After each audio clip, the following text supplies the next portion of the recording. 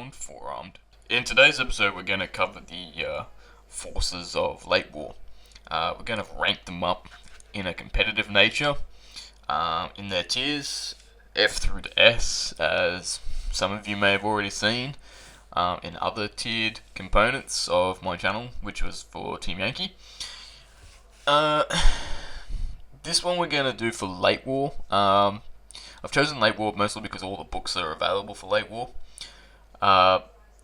Mid-war at the moment is in a bit of a flux due to those dynamic points that have just been released, so it's very hard to gauge where they would sit, and there's not that many available forces to really gauge for a ranking system for them compared to late war. As late war, you have actually 18 forces to choose from.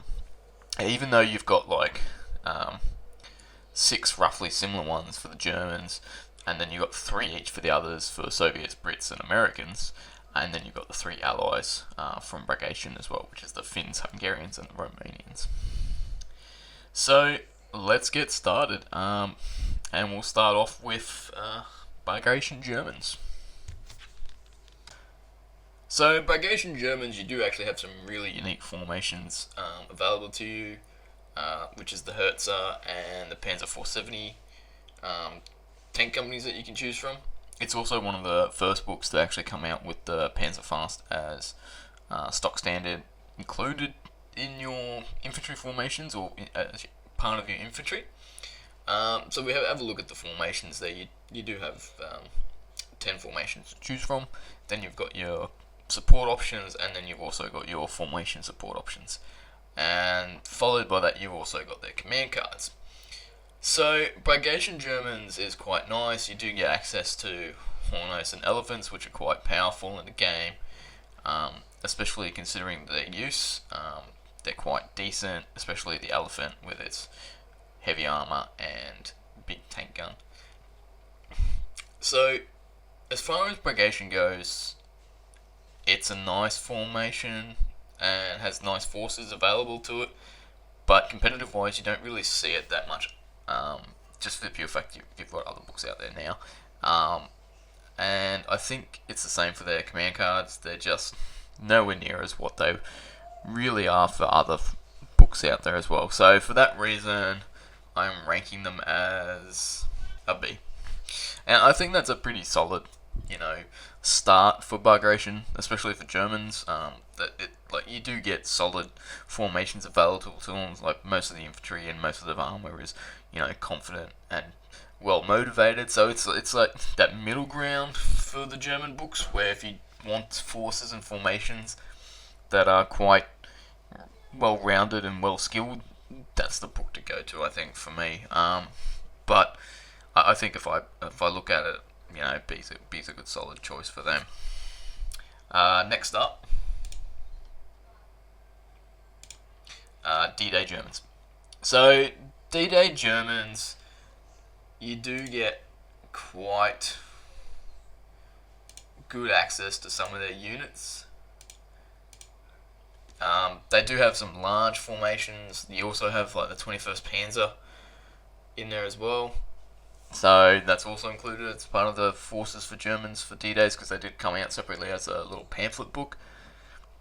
Now you do get some cool things like the Fallschirmjäger, and some really cool, unique formations in the form of 21st Panzer. From a competitive standpoint, I think the FAQ really put the hurt locker on D-Day Germans, especially in regards to their command cards, because we all know everyone loved to play the Greyhound, 116th Panzer Division card.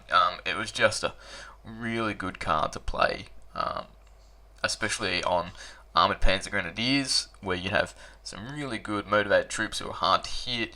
Yeah, you take a bit of a hit in their stats for morale, but the downside is like you get a big discount on a lot of your units, and I think that's where this card really came into its own. And if that was to stay as it was initially, I think it would still be a better list and formation than still be chosen today, but unfortunately it just is not. And for that reason, I rank the whole book for the formations as a D. because you just don't see them competitively played anymore, because you do have better options. It's like, why pay the points for the formations in there where you can just pay the points for the Bagration ones and get access automatically to Panzerfausts within the unit. So for that reason, they're a D. Next up is D-Day Waffen SS. The Waffen SS is quite unique. I like their formations. I like the stats on their units. But they are aggressive, so it does make it easier to hit for your units. The command cards do give you some bonuses for some of the units where you do get the ability to make them a lot better. However, when it comes to support options, I think the D-Day SS do have the better support options out there, especially with things like Hummels. Nothing beats a 2+ remount on a Hummel for artillery units. Like, if they're going to stay in the fight, you'd want them to stay in the fight, considering also fearless as well. So it's a good chance if you have artillery and you want Hummels because they're just dirty and disgusting. I think this is probably the book for you if you were choosing to have some really cheap support options in regards to artillery. Like Nebs, 7 points for Nebs is pretty good for Salvo. Again, I think with SS, again with the command cards, it's pretty much like across the board for most of the Germans, apart from a few unique formations and choices. You really do get the stock standard, cards across the board, like Pack Front, which is also kind of cool. I think that's where a lot of people missed out on the D-Day book, was the fact that you could downgrade all your troops and then have Pack Front, which was really strong in there. So for that reason, I've rated the SS as a C. So that's the reason why they're there. Next up is Formation, Fortress Europe Germans. I won't go too much into it because it's pretty much what you get in any other list. The big difference is it's like the command card's useless, and from a competitive standpoint, Fortress Europe, I don't think you'll be finding many people playing it in a competitive setting. It's just never seen, never heard of. You might take a couple of things if you're thinking about it for formation support, but it's like, it's not really worth it. And the command cards as a choice, like, if the good thing about like mixing and matching with British, like German units, is that you can take your support choice and then take formations from whatever book you want. And I'll cover this later with the next German books more in depth. And this is the reason why I don't think you'll see Fortress Europe chosen as a main unit to go forward in. It's just non-existent. So for that reason, I'm just rating them an E. Following on from that is Berlin Germans. Berlin Germans is unique. It does give you access to some really good formations and command cards. You do get some really good formations in there.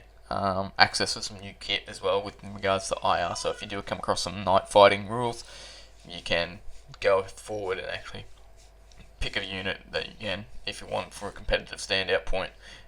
Units that do have that night fighting rule in there, so that does make it handy for them. They also have access to some really unique kit as well, like the Waffen tank hunters and a few others as well. But I think as far as formations go, it's like, yeah, you're going to get reluctant and a couple of like aggressive units in there. And I think that's one of the things that make Berlin quite interesting, is their choice of units, especially if you want some really hard hitting units. But the downside, you're going to pay off for their motivation and their ability to run away. So it's sort of like that, toss up of the coin. I think there are solid formations in there, especially the Clausewitz formations, especially the Panzerstrom Company.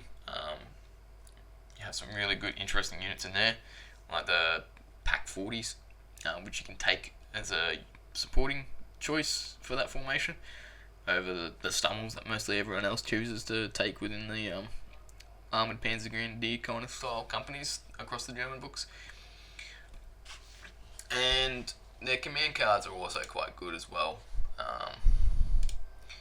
in that you do get access to a couple of really unique units, and you do get some access to some really good, supporting style command cards. And that's one reason why I've rated them as an A. Last but not least is the Bulge Germans. Bulge Germans are just pure awesomeness when it comes to the German book. They have got all the things you'd want, but at a discount. So it's like, this is what I was going back to with that Greyhound card with D-Day. It's like, well, why would you when you can pay dirt cheap prices to get the units that you want anyway, that are stock standard in a formation that you don't have to worry about, even though you don't have to worry about upgrading Panzerfaust on units as well, which is pretty cool. I think they also have the strongest set of command cards for any of the German books. So I think this is the reason why they're quite competitive. I think their Brigade Armoured Panzer Grenadier formation is very strong. If you have seen the list that I created for the Australian Nationals for Flames at War, you'll see why. You can get a large amounts of units with decent support, decent AT support, for quite cheap, and you can fit that quite well into, the points constraints that you build within your tournaments, like your 95 point and 100 point lists. So for that reason, I have rated these guys an S rank. I think when it comes to Germans, they are top tier when it comes to picking a book that you want to use, because it's like, this is the book you want to pick where you go, I've got great units for formation support and support, but I also have the command cards as well. And I think the best way to go about this is probably picking this book and then picking, say, like a tank training company or heavy tank training company as a formation to go with this book, so you get all the access to those really cool niche command cards that are in that Bulge book. But again, you've also got access to some really cool stuff like the SS in those units as well. So that's the reason why I've rated it an S, because it's like all the units that you want for SS in the D-Day book, you tend to get in this book as well, but they're better. Because your Panthers are better, you don't have to pay the extra points for Panzerfaust that are already included, and you do get access to some of the heavier equipment like the Tiger 2s as well within this book as well, which are quite nice. So Fearless Tigers are quite nice to use. So that's the reason why I've rated Bulge S for Germans. Next up is the Americans. So the American Bulge. I think when it comes to Americans, this is the toolbox forces that you automatically, I think, default going to now. Just pure goodness when it comes to their units. Like their formations are pretty much like very similar to what you'd get into D-Day Americans. You get access to more formation support and more support units, and their command cards. Oh wow, there's a lot to choose from, but I think when it comes down to it, it's like the fact that you have access to those hyper velocity rounds for both your tank destroyers and Sherman 76s.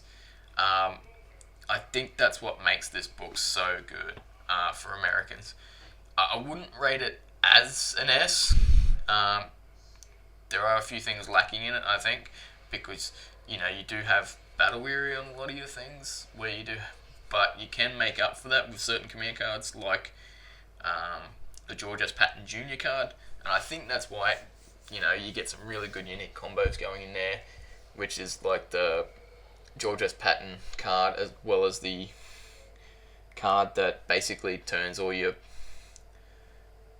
tanks motivation less. I forget what the card's called. Where is it? So that third armored division spearhead card is the one I was talking about. That combined with George S. Patton is pretty decent, and it's quite nasty. They're good combo cards, and for that reason, that's why I've rated the Bulge as an A, because it's a great book. It's a go-to, and I think it's got everything you'd want within an American force. I don't think you'd pick any other book when it comes to this. And I think if you wanted to pick this book, you'd pick this book if you're an American player now. Next up is D-Day Americans. D-Day Americans is pretty much very similar to the Bulge Americans in regards to formations, support options, and whatnot. The command cards, you still get some similar command cards and some decent things in there, but at the end of the day, from a competitive standpoint, it's like, why would you choose it over Bulge Americans? You wouldn't. So I don't think you'd be choosing D-Day Americans that often unless you're looking at, some of the formations in there. But then if you were, you'd probably take the Bulge American book, so then you could get access to those formations anyway and get those nice support options plus the command cards from the Bulge American, which are a lot better than D-Day. So for that reason, I've rated D-Day Americans a C. Next up is Fortress Europe Americans. What can I say about Fortress Europe? It's one of the first books that was released for late war, but a lot of it's been superseded by a lot of the books now. But when it comes to the books, I think this is like the worst pick you could get is Americans for Fortress Europe. Like, they do have access to quite some unique formations in there. I think from a narrative standpoint, if you were looking just purely focusing on the Italian campaign, go for it. This is the book for you.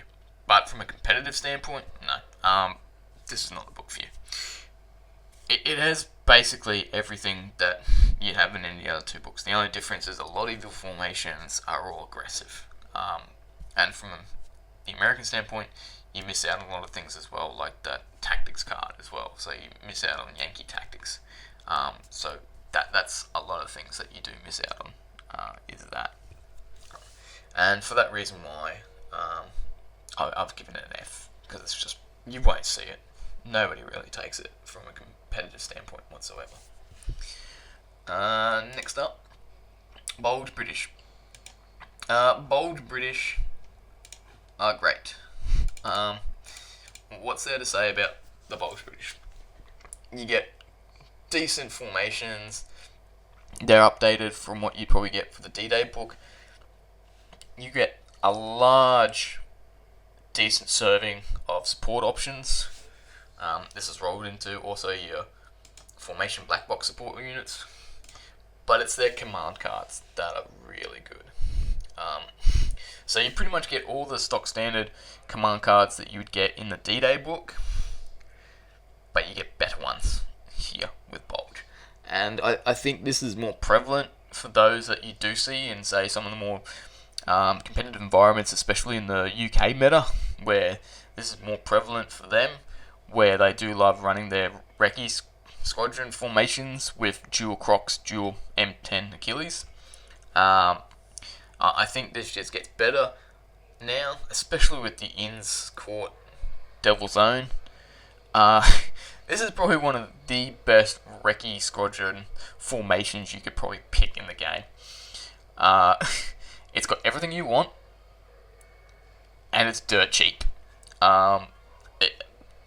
Purely a great formation to pick if you want like something that's going to stick around for a long time, have a lot of units on the board for very dirt cheap. Like, the fact that you can get a lot of those dingoes for a point and have quite a few of those, and then you can have your infantry, and then you get the matadors, which are going to be like a dual purpose arty side and also AT roll with those 75s. I think they're great.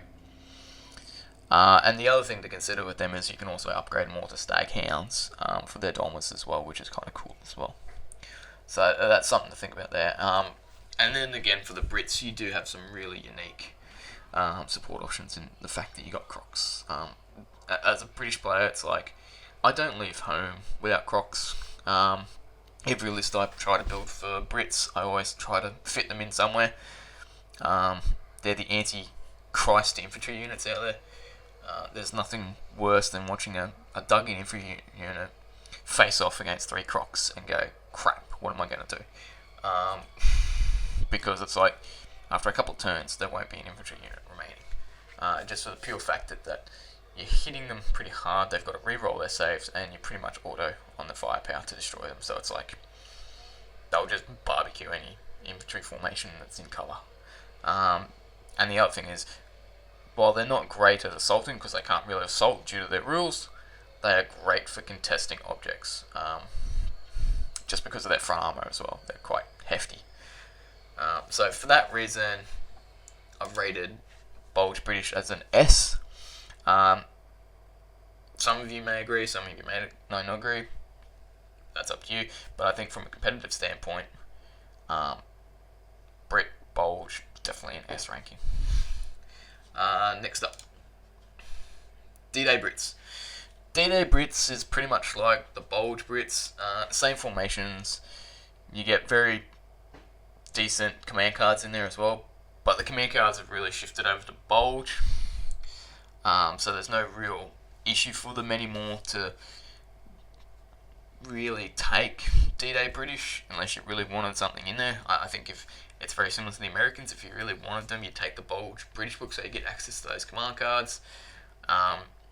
Especially if you wanted to take like the paras for the Brits in the D-Day book, which are quite good compared to the paras that are in the Bulge, are a little bit more well-rounded in the Bulge, where I think they talk about incorporating like the Market Garden campaign as part of that, so you do get some very interesting formations for the airborne in there compared to D-Day, who have a little bit more extra equipment. So for that reason, I've rated them as a B. I think that's quite solid for them, for the Brits, because they do have some unique unit options still available to them, and I think they're quite good. Next up is Fortress Europe British. Again, I've talked about Fortress Europe. It's not the best in regards to picking formations. However, the Brits do get some pretty cool things, especially if you want to field a Churchill formation.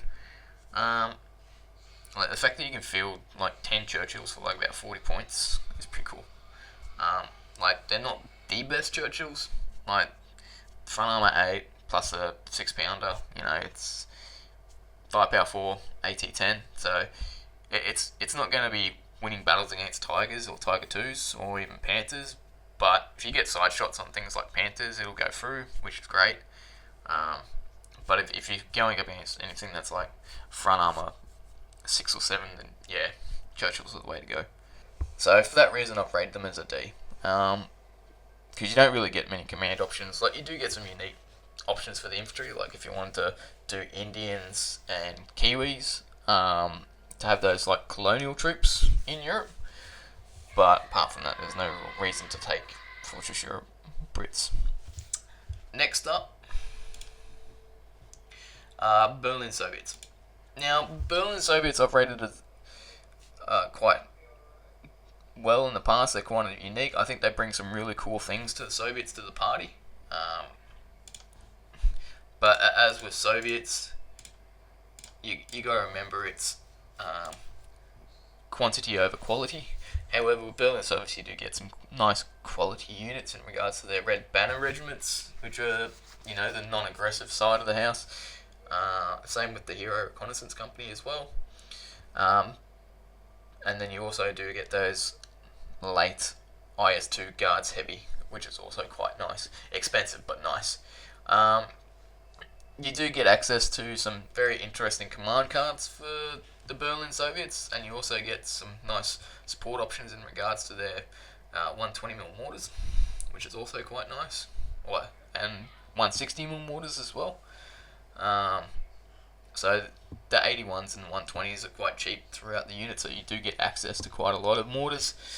For Soviets, if you want a lot of cheap artillery, the only problem is smoke, which is why I think, you know, if you're looking at some things, I think the undercover smoke card is the way to go, especially if you've got some 76s in there as artillery, which is great because they can also be a dual role for AT.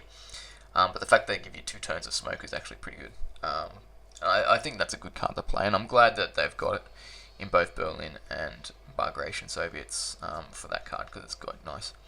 As far as command cards go, it's a nice command card list for Berlin Soviets, but as far as it can go, it's not the best compared to others. So for that reason, I've rated them as a C overall from a competitive standpoint, because you're more likely going to choose Bagration Soviets, and I'll tell you why in a second. So, Bagration Soviets. You pretty much get similar list of options to the Berlin Soviets, but it's their command cards I think play the most important role here. Like, the support units that you get for Bagration Soviets aren't as numerous as what you would get for Berlin, but I think if you're willing to, trade off those formation and support units, I think you'd most likely take the Bagration book with Berlin formations, mostly because of the command card. I think the command cards play a big role in Soviet player choices. It's the reason why a lot of Australian players who are quite well versed in Soviets, some of the best players in Australia are Soviet players for Flames of War. I think that they love this book because you do have access to that forward detachment rule, which is great, which gives you some awesome access also to your looted Panthers. And I think that's one of the cards which is quite nasty in regards to this, is those looted Panthers. The fact that you can get either Tigers or Panthers spearheading, but the fact that they can also be a formation choice within that forward detachment in this card, I think that is really unique to them and really disgusting. And it's quite interesting to see it played out because it's a disgusting card. Everyone who knows who plays Soviets, it's like you always guaranteed a good competitive Soviet player to take the Decoy Tank Company card for those spearheading Panthers, or the looted Panthers as I like to call them. Like 21 points is like a no-brainer to get, 3 Panthers that are going to spearhead. No-brainer. And I think if you're going to take that forward detachment with them, where you get some access to some decent Soviet kit for infantry and also some T-34s, 85s, and a nice niche formation that you can actually build around a core force, I think that's the reason why you're going to take Bagration over Berlin Soviets. And for that reason alone, I've rated them as an A. So, next up, Fortress Europe Soviets. I think Fortress Europe Soviets, it's like you don't see them on a competitive standpoint. However, they do have some really unique formations that do make them quite interesting in a competitive environment. And I think that's their Churchill Guards heavy tanks and their M3 tank battalions. The M3 is not the best in late war, but I think it's the fact that you can just hoard the hell out of them and just overwhelm them with quite a sheer amount of firepower. As for the Soviet Churchills, they're very similar to the Brits from Fortress Europe in regards to their Churchills. The only difference is you can take them in groups of 5, which is quite scary when you consider how many they can turn up with, and considering the points for them as well, which is very cheap. So I think that's quite unique within the Fortress Europe Soviets.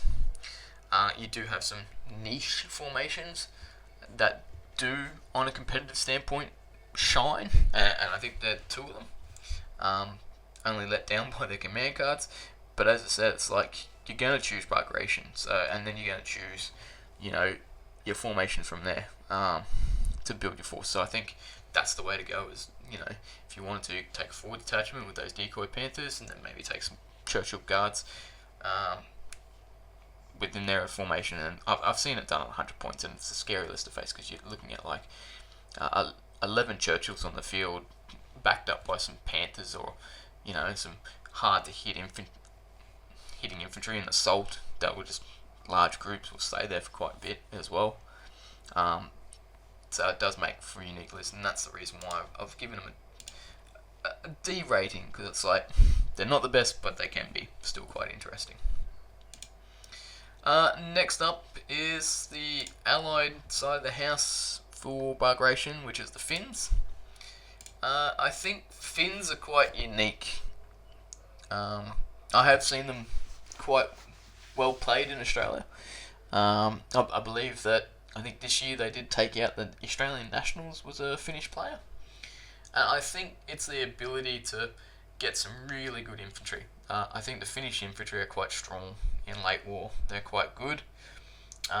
While their formation support options are quite limited, they do get access to some really good, unique allied platoon options from the Germans. So, hell, I know it's not necessarily like historical correct, but taking a Finnish infantry company with, say, SS Tigers or SS Tiger 2s would be quite nasty. And they do have some nice, unique command cards in there as well, especially for reinforcing those log and concrete armor, which is basically like bazooka skirts, similar to, and then a couple of other really cool things as well. So I think for that reason why Finns are quite strong competitively, I've rated them as an A, because they are a very strong competitive list, depending on your builds. Next up is the Bagration Hungarians. Bagration Hungarians, you get some unique units in there. You also get some unique formations as well.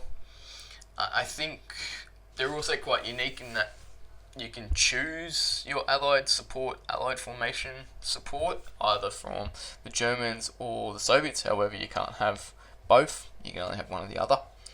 But I think they're quite nice in that regard. They're quite cool. I do look at playing some of these one day, because I find them quite fun. Competitive wise though, I'd like to give them a good crack at a few minor tournaments before maybe going towards, like, say, a nationals event with them, just to get some practice with them, because I do think that Hungarians are quite a nice list to play with. I do like the looks of the Zenrini assault gun company, and also their Panthers are quite nice as well.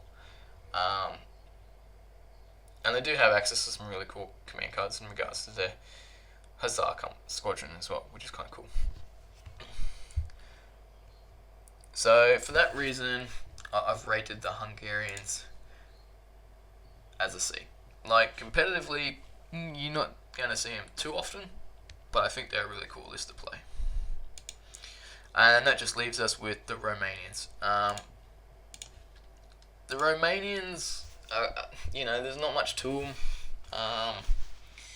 In formations, they do have quite a bit of support options, and you do get the options to take, like, the Germans with them, which is quite nice. But I think from a competitive standpoint, you don't really see many Romanians on the board, and that's one of the things. But that's it, really. I think they're kind of cool from a narrative standpoint, but I wouldn't take them in a competitive standpoint. That's just me, and for that reason, I've rated them as a D. So that's everything ranked from F through to S. I think it's probably a fair judgment of where things sit within late war, just in regards to the books themselves and the formations in there. If you disagree, please write in the comments why you think you disagree. I'd love to hear them. And I think there's quite a large standpoint for competitive play within late war.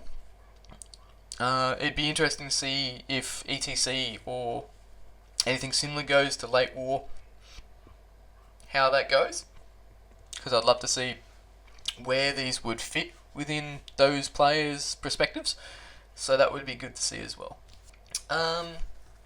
So yeah, that pretty much sums it up. So just a reminder, if you like the channel, you want to keep supporting it, like, subscribe, share it to your friends. So that's my take on the rankings for the late war. Until next time, good hunting.